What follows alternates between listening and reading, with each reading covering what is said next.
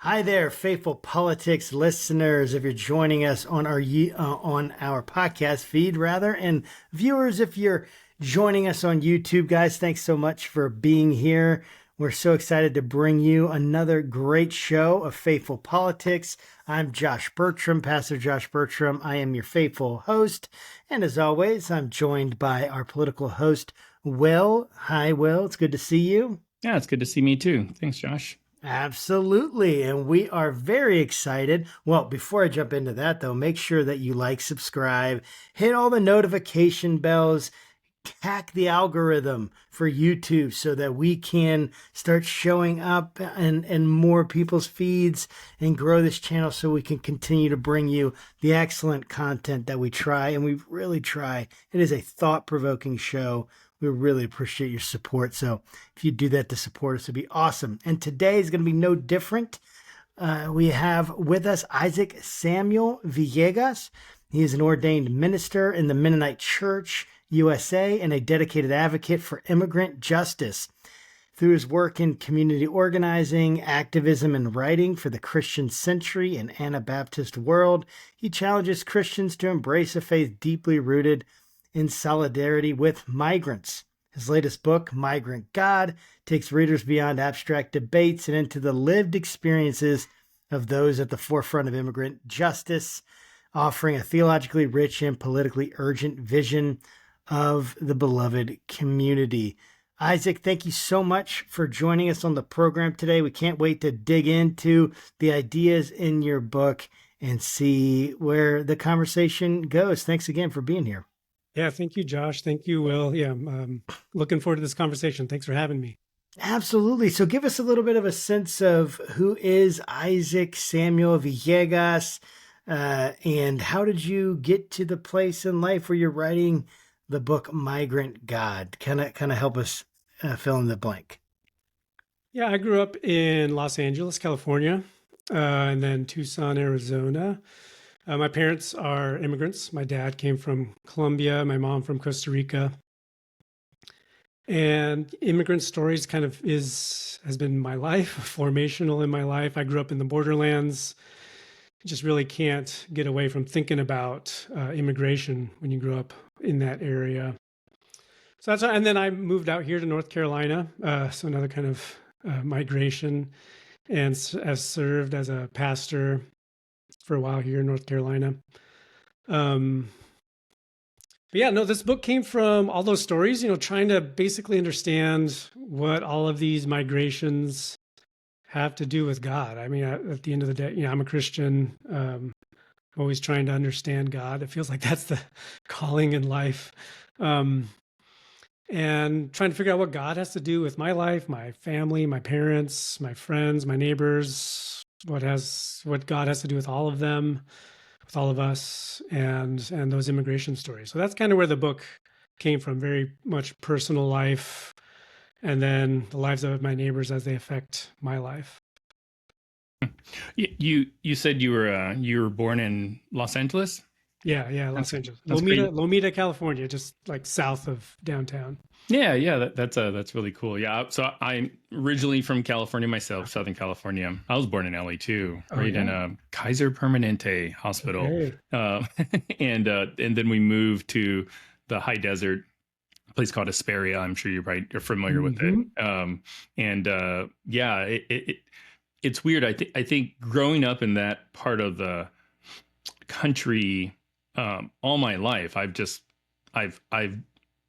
had this like really positive relationship with immigrants, or migrants, I should say. We learned from Ernesto that it's migrants. I think that really kind of shaped a lot of my thoughts and opinions about, the people's struggle and why they want to come here, and America's great. And then I wasn't a Christian then. I came to the faith much later in life, in 2008.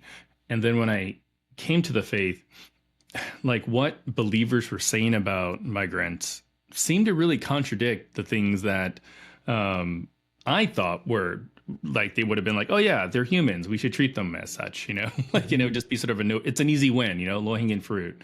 And that really wasn't my experience. And I'd love to kind of maybe get your take on what's been your experience in the evangelical community, to migrants, and maybe a follow up question, and is there a difference between the evangelical response to migrants from California to where you live now in North Carolina? Well, yeah.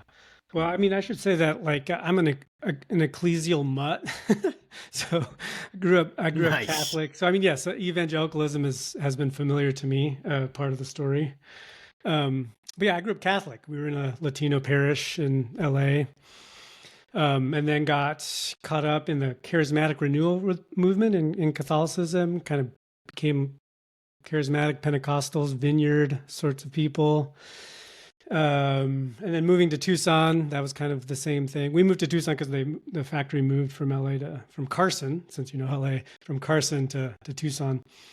Um, and yeah, so I mean, like I actually don't even know what evangelical means anymore, to be completely honest. The last That's a common PRI. response, by the way, Isaac. Yeah. We hear that a lot.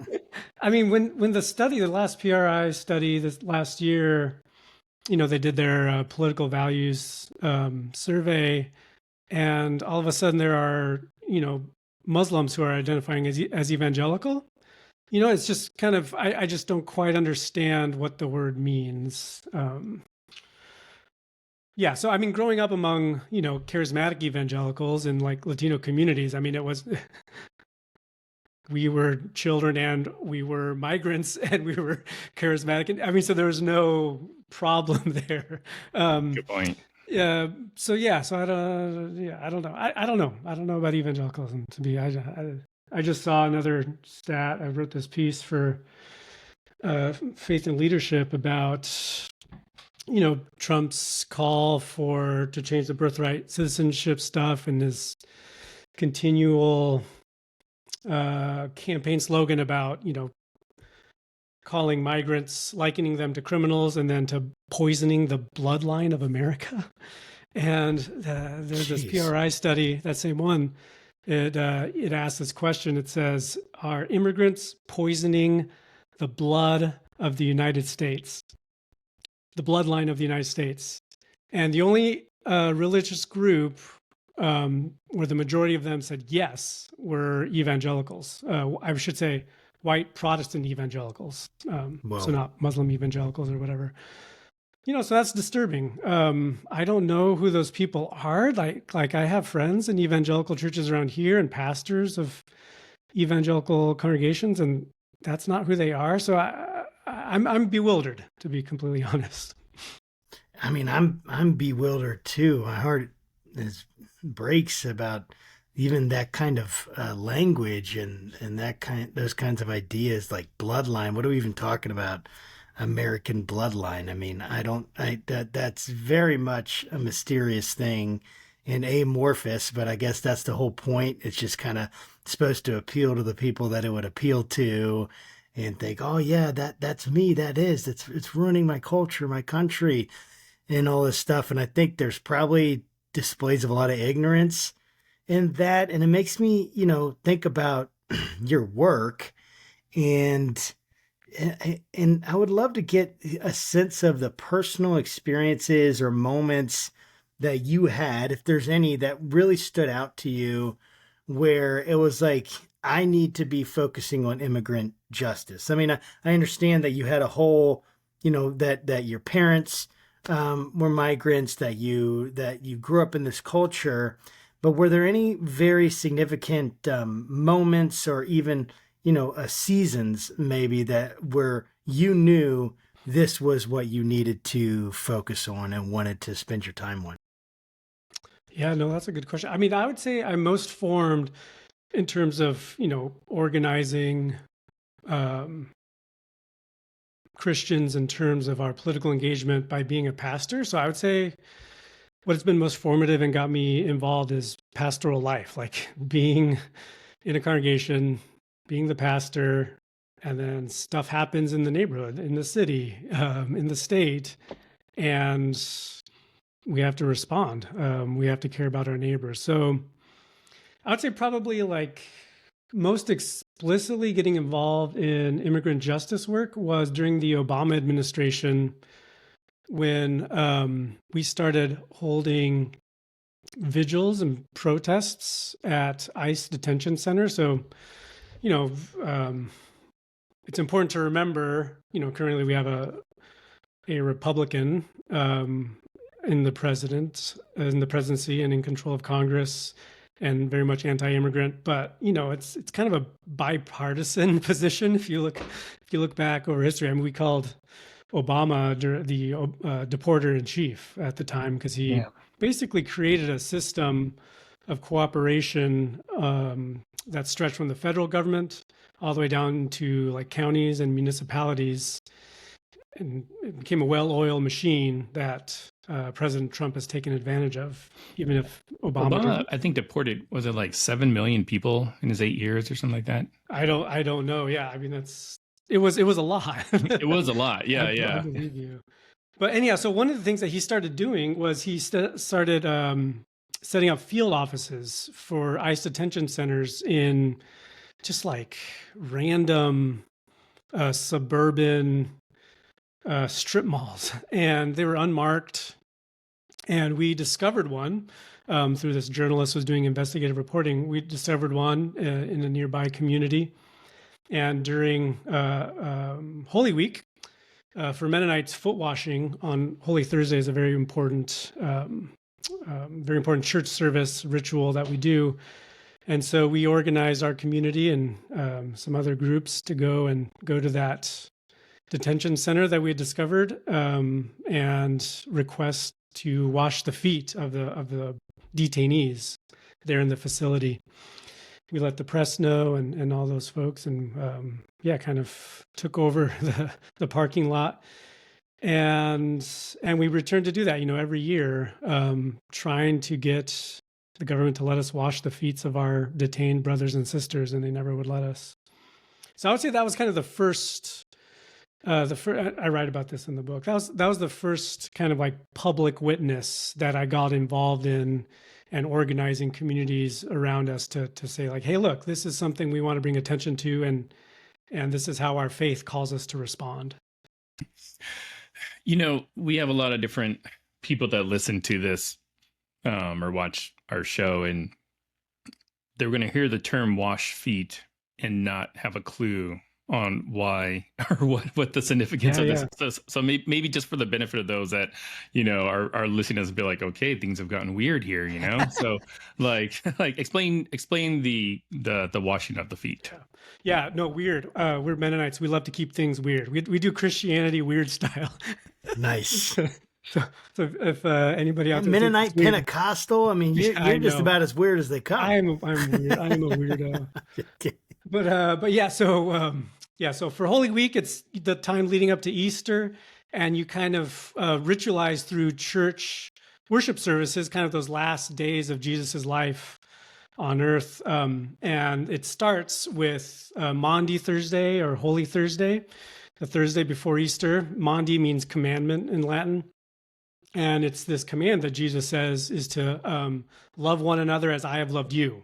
And when he tells his disciples this at their last meal together, he says, let me wash your feet to show you what love looks like. And, Peter is there. He says, no, don't wash my feet. You're my, you're my rabbi. You're in charge here. Like, I should be washing your feet. And Jesus says, no, this is what service, this is what leadership looks like. I wash your feet, and you should do likewise. So that's what we do on Holy Thursday in the evening there. In church services, we gather and we have a basin and a towel and a pitcher of water.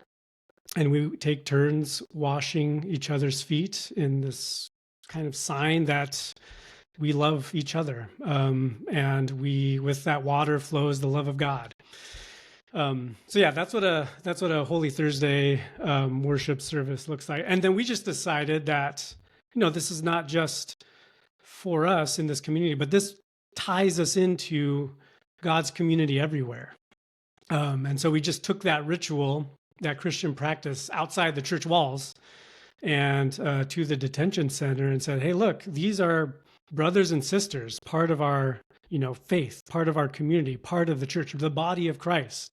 that you have taken from us. And we want to wash their feet because this is what we do as Christians on Holy Thursday.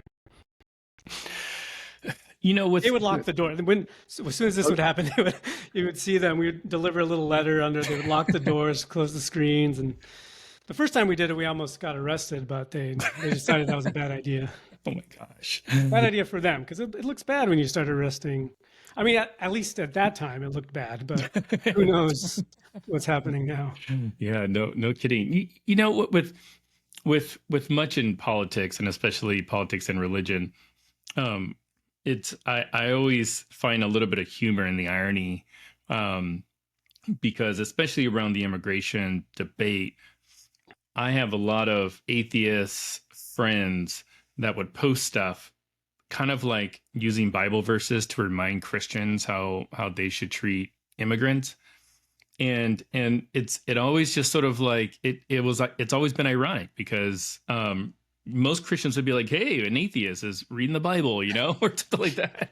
But Praise the like, Lord. Yeah, it's like, oh, but they're using a verse I don't like. So you know what? I'm just gonna just ignore that witness opportunity right there, you know, and go about my, you know, racist beliefs or whatever. So I'd really love for you to kind of dig into a little bit of the, I don't know if it's hermeneutics or theology of, you know, how the Bible, you know, instructs us to view, you know, folks that are trying to come into this country.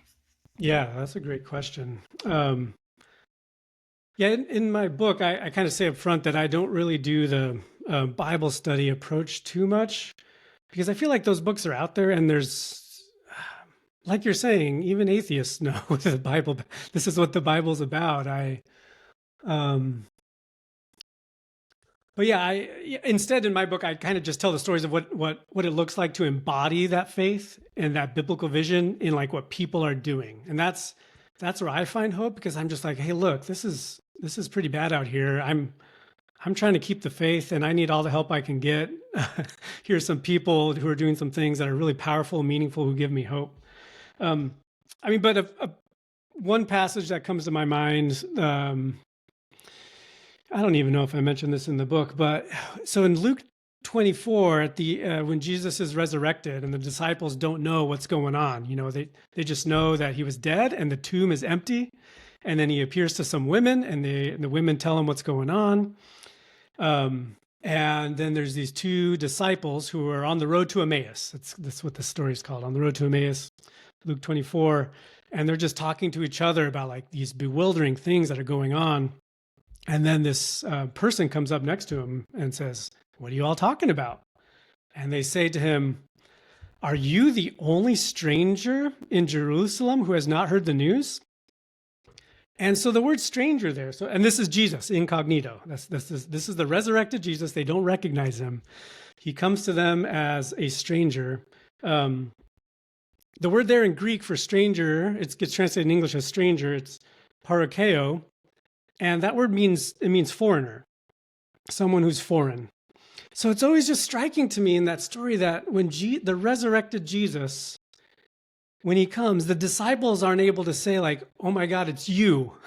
Oh my God, it's you. Yes. They had said, they're like, who are you? You're a foreigner. You must be a foreigner. And then as the story goes, they tell him all these stories, and then this foreigner explains to them the whole Bible and says, this is what this Bible's been about, this resurrection story. And then they receive him into their home. So the two disciples, they say, hey, look, it's getting too late at night. You can't walk these streets back home. It's too dangerous. Why don't you just come in, stay the night? We'll make you some food. He says, thank you so much. And then when they break bread together, all of a sudden their eyes are illumined and they see that this foreigner is Jesus Christ. I feel like that's just a powerful story, that Jesus comes, the resurrected Jesus shows up as a foreigner that they can't recognize. And then once they extend hospitality to this foreigner, once they invite this person into their house and they share these goods with them, the bread, the food, at that moment, when they're extending hospitality to the foreigner, that they recognize him as the resurrected Christ. I would say that's the most powerful story for me when I think about migration. I mean, there's other very good proof texts you can cite in Leviticus about extending, care for the foreigner in your midst, or Yeah. Hebrews 13, where it says, beware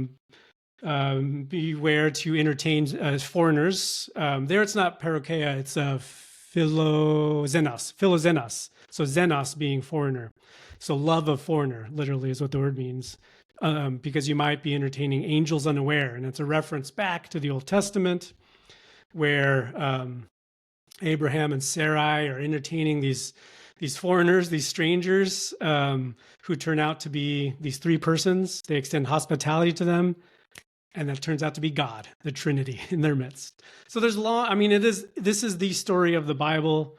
And Will, like you're saying, it's clear for anyone who reads it. I don't understand why it's not clear to some people. The best I can do is share stories of people who have taken the Bible seriously and say, this is going to shape our lives, and this is an attractive way to live because this is what God wants from us.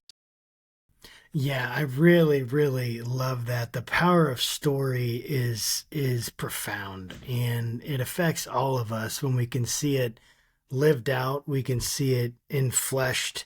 We can see it, an example put before us. I think that's the amazing thing about what Jesus did in the incarnation, right? As he came here and he was like us. So we could see the model. We could see how he reacted to situations, even through the Gospels. Obviously I know that none of us alive are with him in person, right? It's thousands of years, but that the idea that his scriptures speak to him, that the Holy Spirit still helps those who love God to open our eyes and experience the attitude and the care and the love of Christ, not only for ourselves, but an expression to others. And I love the idea of bringing real stories and helping them frame theological reflection.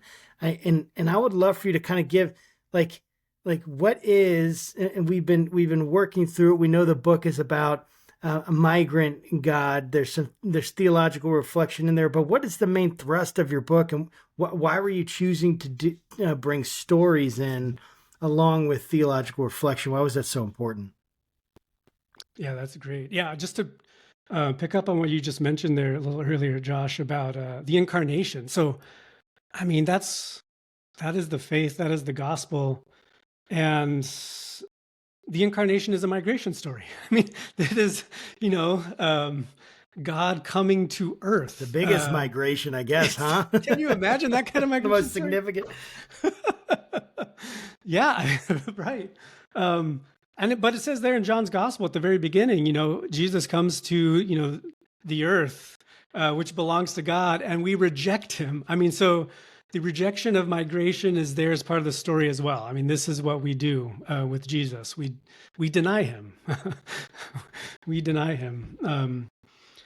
So I mean, in terms of the story, why I tell stories is like, I believe, like you, Josh, like you, I believe that what makes our faith compelling is living it out. To put flesh on it, put our own flesh on it, that we believe with our lives, with what we do. And I have just been so affected over the years by people who are doing just amazing things. And I just felt like I needed to share them with other people. I don't know about you all, but like sometimes something happens, like there's just a beautiful thing in the world and it gets stuck in your head. You know what I mean? And like the images there or the faces there, or like you see someone just do something, just like you're just astonished. I just want to add, yeah, that's the reason I proposed to my wife, but go on. There we go. There we go. You know what I'm talking about. But yeah, that kind of love. I mean, seriously, like, God's love stretches through all kinds of loves. And I don't know, maybe one way to put it is like, I just fell in love with these people who've fallen in love with God's world.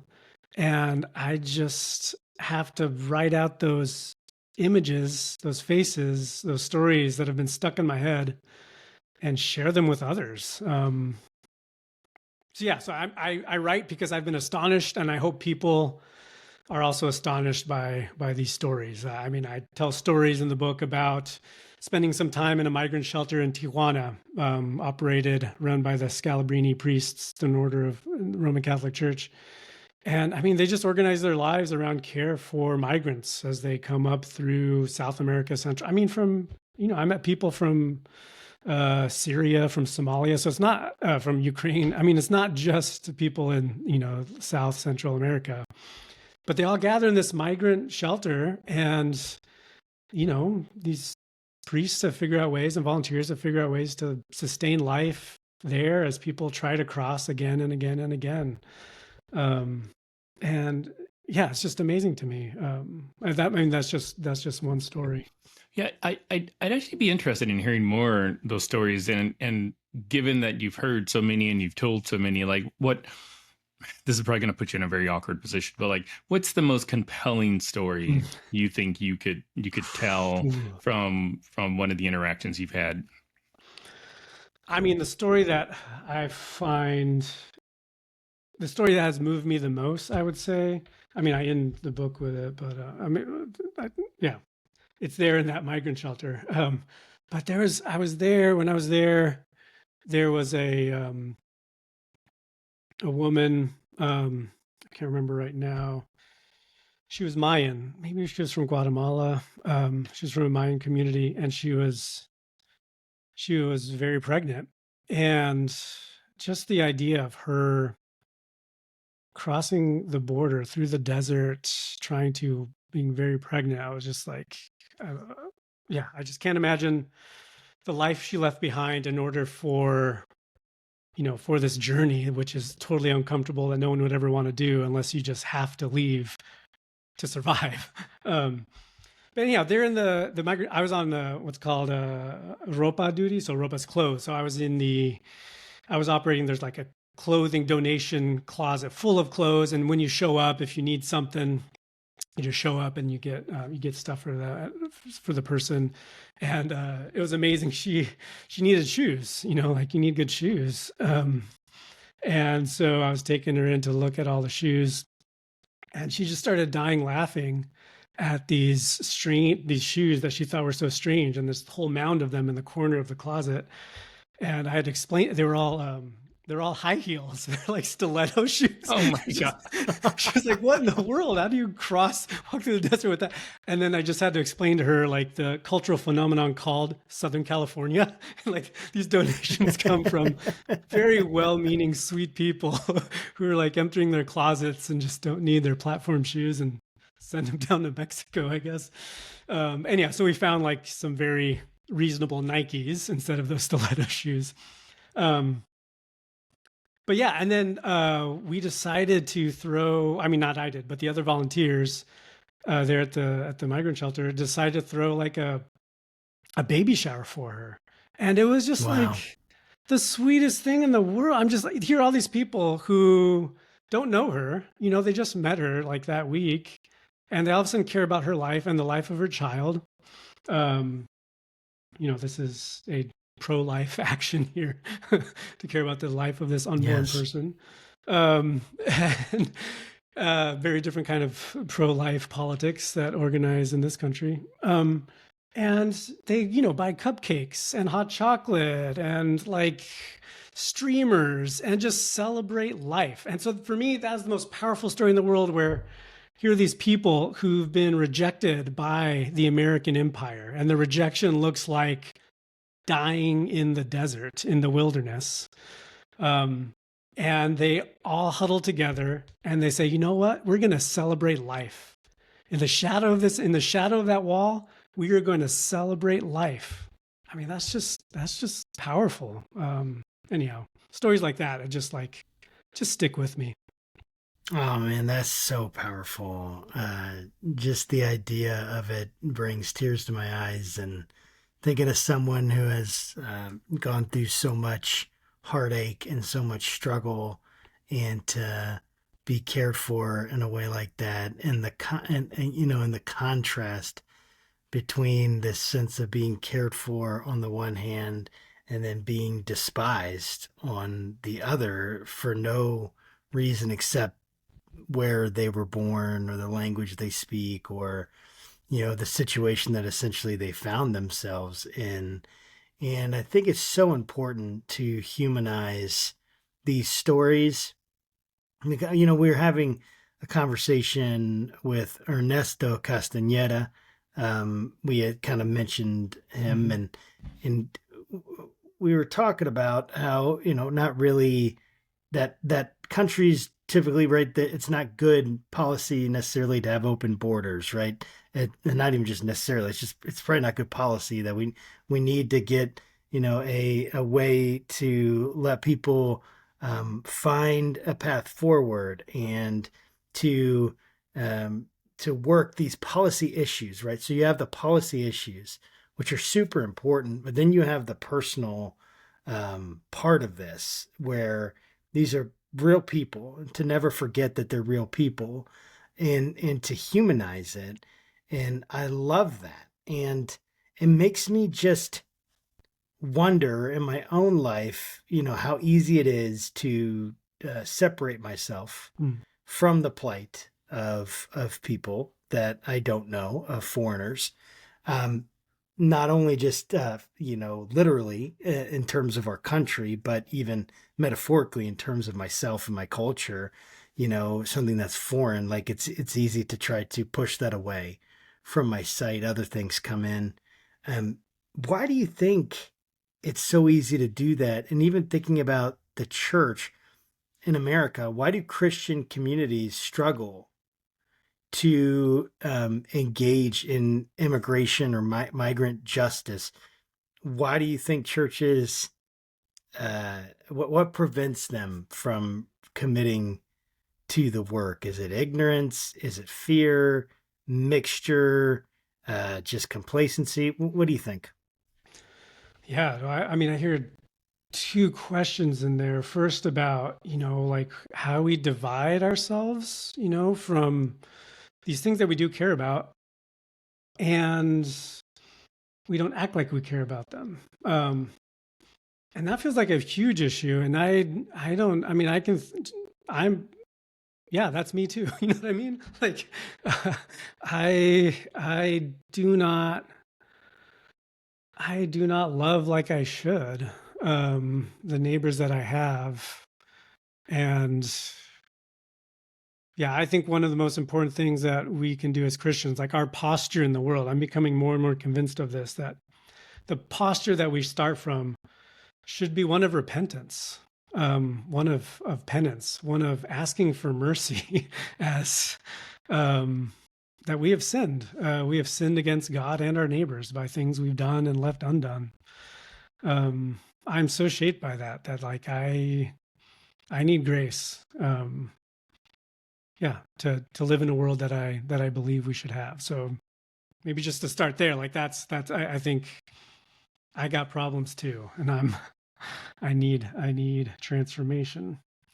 In terms of church life, yeah, that's a good. In terms of the churches in the United States, like, again, I just want to say, like, what I highlight in the book are churches where immigration is not an issue. Like, it's just what we do. Like, we care about our neighbors. We don't ask them their documentation status first. When Jesus says, love your neighbor, he doesn't add, if there's not like some footnote that says, oh, in other manuscripts, Jesus adds, check documentation status. When the parable of the Samaritan. Funny you should say that, because in my Trump Bible, it does actually mention that. That's awesome. Some ancient manuscripts.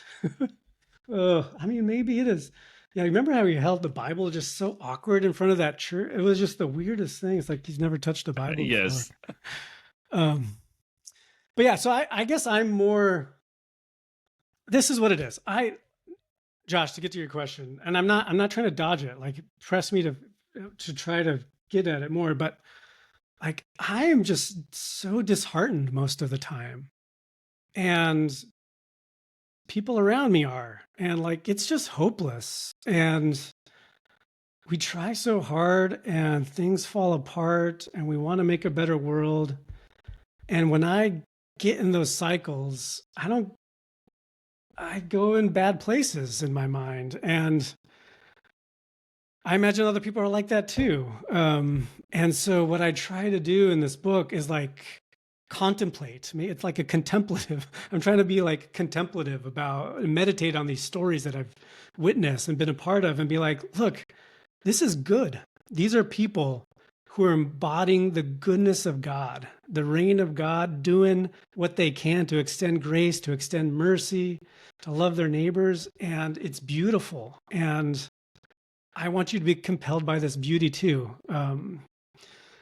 So yeah, so the book is not a hopeful book. I don't know. I don't think like in the sense of, I talk about how policies, the detention through, what's it called? The prevention through deterrence policy, which started during the Clinton administration, where the idea was to weaponize the border with Mexico so that you funnel migrants into more dangerous places in the desert so that they die. Like that is the U.S. policy. Detention through 1994, Doris Messner's Border Patrol policy. That's still the case. And so, I talk about people who go out in the desert and try to find locations where people have died and who set up crosses and who remember their names and say, like, look, these are people that our country has denied, who have died here in the desert. I talk about Alvaro Enciso, who lives in Arizona, in Tucson. He's a Colombian immigrant. And he came here, he says, to chase the American dream. And he's now documenting how that American dream has turned into a nightmare. And so he goes out into the desert. It's his, I think it's Tuesdays, every Tuesday. The coroner's office in Pima County has a GPS database so that whenever there's migrant remains found in the desert, they put it on this map and you can get the GPS coordinates and go visit that location. So he does that. This is his ritual every Tuesday. And he goes out and he's an artist and he designs these crosses with found art. So things that he has found in the desert that people have left behind while crossing. And he makes these beautiful crosses and he puts them there exactly he's kind of obsessive about this, but the exact location where the person breathed their last breath, where their remains were found. And he puts a cross there with their name on it, or some people are unidentified, and then he writes unidentified on there. So, I mean, the book has those stories too. It's not an uplifting book in that sense. But what I try to lean into, because I need all the help I can get, are people who are doing just amazing things out there.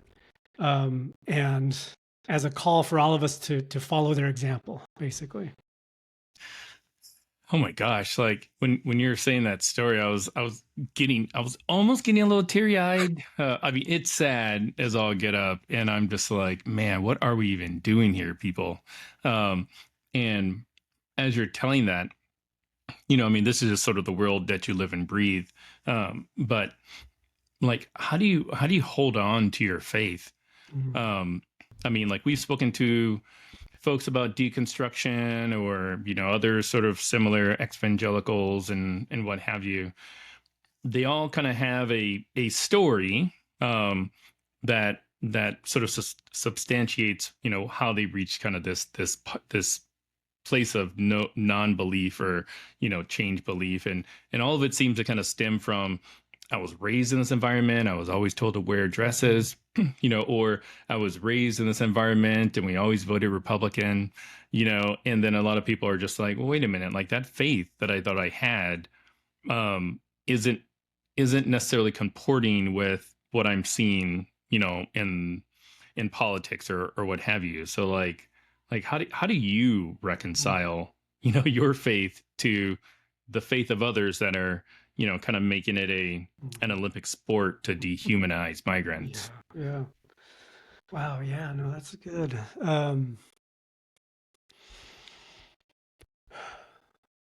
Yeah. I mean, there's like Christians, myself included. I mean, the church, we've given people a lot of very good reasons to not believe in God. Like, we have failed in so many ways in our witness. And yeah, Yeah, it breaks my heart. I mean, it's horrible. Like it's not.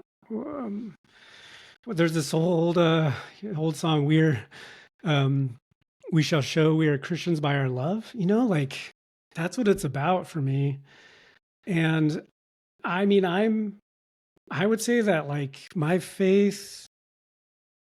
I believe faith is a gift from God. That because there's plenty of reasons not to believe that. The only reason why it happens in me and others is because the Holy Spirit moves. And I'm grateful to be part of a congregation where that happens, where God happens, where we wait for God's Spirit to move and change our lives. So I would say that what gives me hope is, finding a group of people, a small little flock that is able to sustain our faith and bear witness to God's love and care for each other's lives and be there when things are bad. And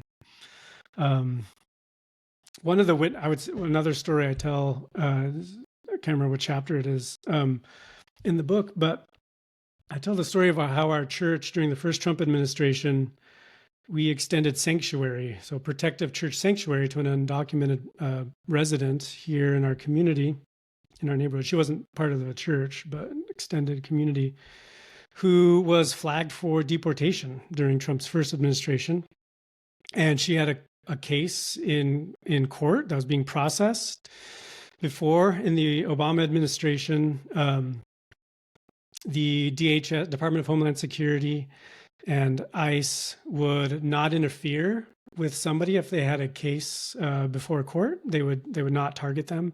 That changed when Trump came to office. He started targeting everybody and interrupting judicial proceedings, all of that. Anyhow, so she was flagged for deportation, but she wanted to give it a shot. She had kids here in the United States, U.S. citizens, and so she lived on church on church property, and we committed that we would keep her safe, that we would guard her with our lives. And what I remember about that time, her name is Rosa del Carmen. What I remember about that time is, so like every day she woke up and she decided to stay on church property because that was a place that would keep her safe from ICE. But it's hard. Like can you imagine like living on like we converted a, office space into her room and a utility closet that had plumbing already into like a shower. We had a contractor who built a shower. Therefore, I mean, we shaped our lives around her, but like she trusted us. Like she trusted this little church. It was a church partnership. At the end of the day, we had 11 churches who all partnered together to provide sanctuary for her, to bring her food, to go shopping, to do her laundry. You don't have laundry services on the property. But her witness to say like, you know what? I believe in you, that when your church says you'll keep me safe, that you'll do that. And so that was wow, wild to me, like to watch her have more faith in a little church than sometimes maybe I did. Yeah, so it's people like that give me faith. Man, I'm just so touched by the stories that you're telling. And, I would love to dig into, what did Jesus do? You gave the example on the road to Emmaus, which I think that's profound, right? Jesus appeared to them as a foreigner. That's you could just sit there with that and think about that and mull that over in your heart, that God in his resurrected state, Jesus in his glorified state, could have chose any number of things, presumably, and ways to appear, and he chooses to appear as a foreigner, which at least should give us pause and make us think, are we, are we looking at foreigners and seeing Jesus, or seeing something else, or seeing Satan, essentially, right? There's a lot of that right now. And, I'd love for you to kind of work through a little bit, theologically speaking, how do you see this migrant and migration concept reflected in the life and teachings of Jesus? Mm-hmm. How can we go to the Gospels and what do they tell us about a migrant God? Mm-hmm. Yeah. Yeah, maybe one way I mean, I want to say that this is like the whole biblical story too, maybe. And so it's like it's a plot line that runs through the whole Bible, not just the gospel. So I would want to start there at the beginning with Adam and Eve in the garden. They're the first migrants, right? Like they leave, they have to leave. It's kind of a forced migration. They're expelled from the garden, and yet God still offers them grace. They're left because they're sinful, but they make a bad choice, but we all make bad choices. That doesn't mean God rejects them. It's just a different way of life that they'll have to deal with. A hard life there in the wilderness outside of Eden. There's Cain who wanders with God's protection. He's given a mark so that on his face, so that when people see him, they don't kill him because he's been chosen by God, even though he killed his brother Abel. There's Moses, there's Abraham. There's my favorite story maybe is Hagar in the wilderness. There's a powerful book in the 1990s, kind of an early what's called womanist theology book by this theologian, biblical scholar named Dolores Williams. Her book's called Sisters in the Wilderness, and one of the things she points out is she's like, hey, look, so she's an African-American woman. She points out like, hey, look, I'm so grateful for, this Black liberationist tradition that has, has been so important for James Cone, for all these figures who are talking about, for Martin Luther King Jr., who are saying, hey, look, this is a great exodus. I've been to I see the promised land. We're coming, it's on the way. God has saved us from Egypt, and now we're entering the promised land. And what Dolores Williams does, her intervention, is she's like, no, we're Hagar in the wilderness. Hagar is the woman who's rejected. She's rejected, and she's thrown out of the household. And she's there in the wilderness, rejected by God's people, by what she feels like is God. And she has a child.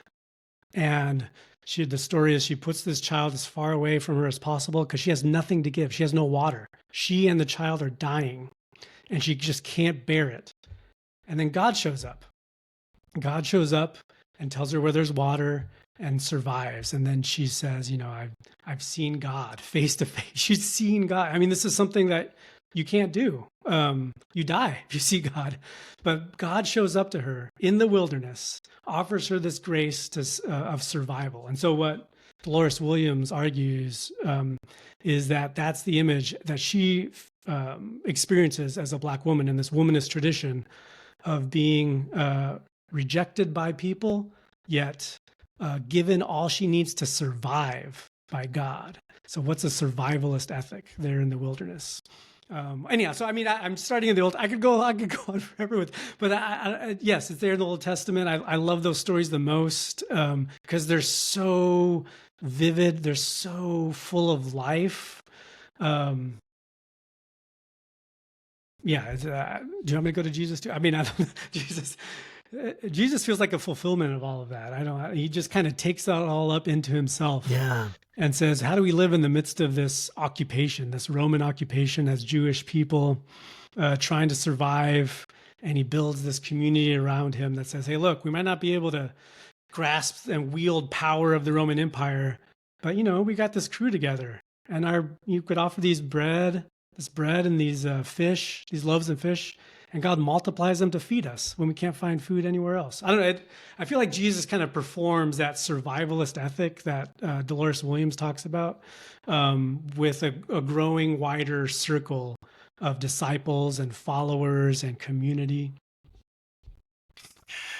I'm curious on your suggestions, recommendations for pastors that want to preach a message about immigration, but not get canceled. As we saw with the Bishop, I think Marianne up at there in DC.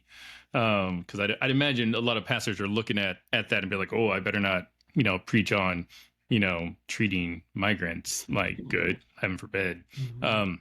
So like, what advice would you have, for those pastors that really do kind of have a heart for God?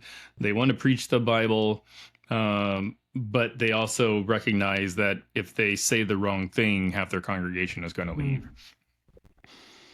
Yeah, right. No, that's real. I mean, that is, I should say that during my time that I've been a pastor, I served in one congregation for 16 years, and I was just blessed by a community that what they wanted from their pastor is to preach the Bible, preach, from the Bible, the stories of the Bible. And you just can't help but develop this ethic that's pro-immigrant as you do. I mean, I don't know how to read the Bible against that. I don't know. And the community liked that. I mean, it was important to them. I mean, I will say that some people didn't stay. They left, and that makes me sad. It's not. I don't wear that like as a badge, but it's. I feel for them, and I wanted them to stay, be a part of the congregation. But yeah, I'm very Mennonite, and it's part of the Anabaptist tradition. We just believe in like good biblical preaching. The task of the preacher is to immerse yourself in the text, open yourself to Holy Spirit, and proclaim the good news of Jesus Christ to the congregation. And yeah, that might get you in trouble. But the one thing we should be about as preachers is to proclaim the truth. And if we're not sure it's true, we need to like dedicate ourselves to figuring out what's true. I mean, we get judged for this stuff. You know what I mean? If we're not proclaiming the truth, like our salvation's at stake, our souls are on the line. Like this is a people who trust us. So I'm very impressed with, Bishop Buddy, I think is how you say her last name, and her sermon, which, is just a call for mercy, saying, hey, look, like we need mercy out here. I mean, this is what the Christian calling is about. And I mean, if that's offensive now, I don't understand. I just don't understand this world. But yeah, in terms of, churches shrinking because preachers are getting up there and, preaching what the Bible says. That's hard. And it's hard to maybe lose a job. I've had friends, pastors who've lost jobs because of what they preach. And yeah, I feel for you. I feel for them. And I do feel like churches are shrinking because it's harder and harder to follow this gospel. It makes you perhaps unpopular among some of your neighbors. But I do think that part of what happens here in terms of the church is like sometimes we get smaller, and that's okay. I mean, what we're promised in the gospel is not, prosperity in terms of dominating the world and people in the pews and building bigger buildings. I mean, we take up our cross. It's Jesus gets killed. He calls his disciples to make sacrifices. Like that's what is involved sometimes with loving the world with God's love, loving our neighbor with the love of Jesus. My professor in seminary, Professor Stanley Hauerwas, he would always say, sometimes the church just has to get leaner and meaner. I think there's something. Well, I guess we're doing pretty good at getting meaner. He didn't mean it that way. It's, I was thinking about this idea that, what people were so upset about what Buddy's, the Reverend Buddy, he said what she said, and how she had this call for mercy, and then it becomes so politicized, because it's like, well, she didn't really call for mercy. This was some kind of progressive, woke, basically attempt to like almost virtue signal and put this up like, hey, raise the flag. This we're progressive. This is progressive. and then people start to look at that, and then they completely they completely discredit it in their minds. And it's this commitment of a fallacy, where even regardless of the actual truth or falsity of any number of things they might claim about this minister, whether she's progressive or she's taught, pro LGBTQ things from the Bible, and people have debates on that, obviously. And I've been following some drama online between, some really, interesting, very, very smart people that understand the Bible and they're, one of them is calling this clearly evil, and then the other side is,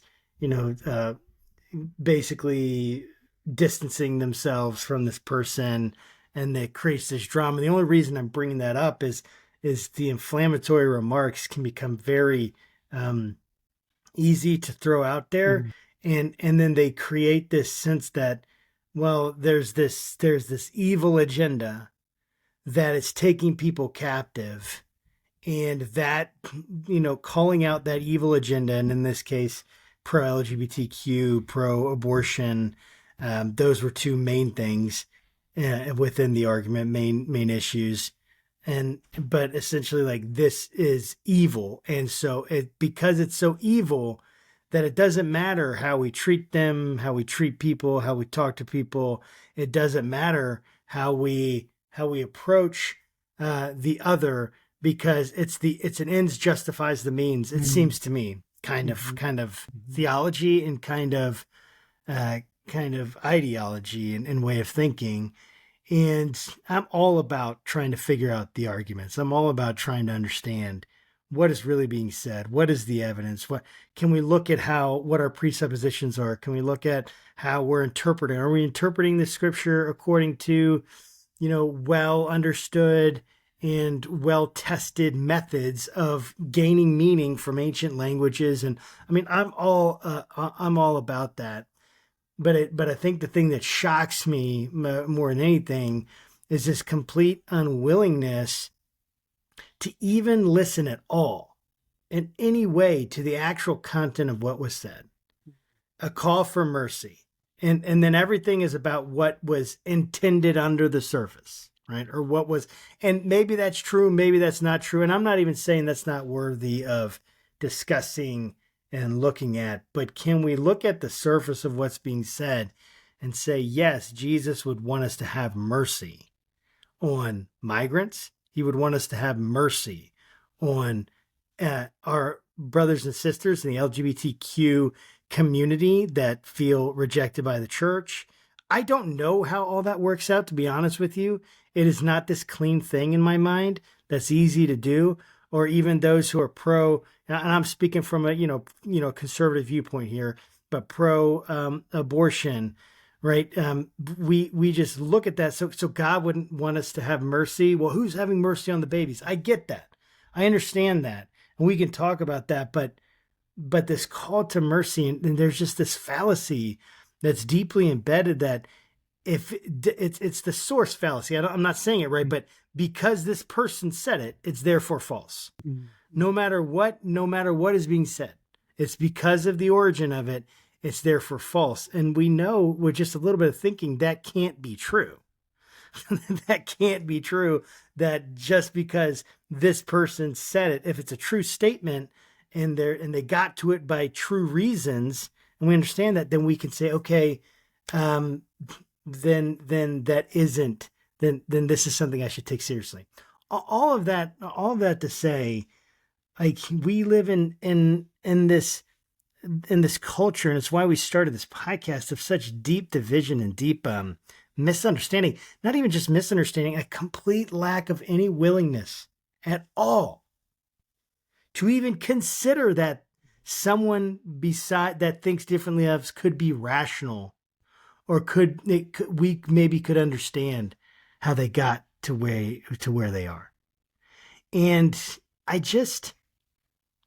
would love for you to kind of, and this is going to be my last question, but I'd love for you to kind of help us understand what are some of the fallacies that that you see just being consumed and adapted and adopted, hook, line, and sinker? You can go both sides. You can not do any side. Like you can think liberal Democrat or liberal conservative. You can think in those terms. You can just think overall. What are some of the fallacies about migrants, about what God wants us to do, His church, that we have in America? We've just taken it and we've embraced it uncritically. I would love for you to speak on that. No, that's a great. I guess one thing that where my mind goes, I mean, there's lots, so many fallacies. I just like, how do you begin? But maybe what strikes me about what you were saying is just like, trying to understand like why this call for mercy is woke, or why it's antithetical for some people to the gospel. Why do they think it's wrong?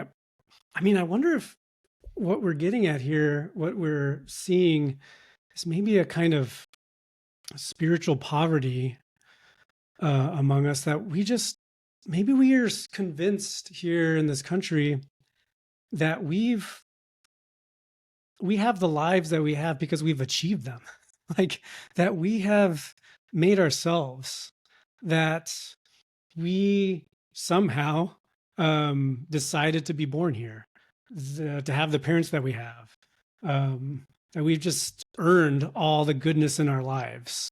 So the sense of like that we are self-made, because if I believe that I am self-made, what that means is I shouldn't expect mercy. I've never received mercy. I've never received grace. Why should you deserve that? No, you got to work hard.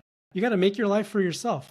So I think maybe it's just this, the sin of our society, that we think we don't live by grace, that we don't live by mercy, that we are all dependent on other people's mercy.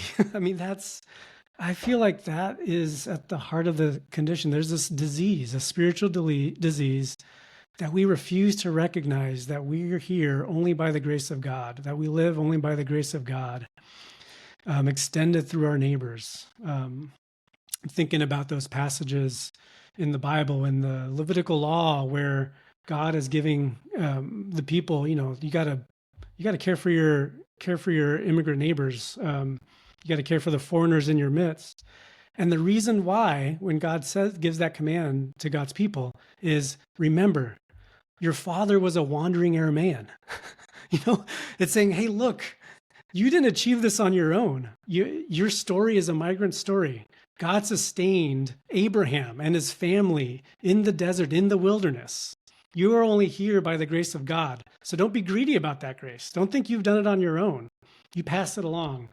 Or in Paul's letters in Romans 5, I think it is, where he says, look, we were all once enemies of God. That's our condition. We were enemies of God, and we didn't achieve the status with God on our own. It's only by the gift of grace.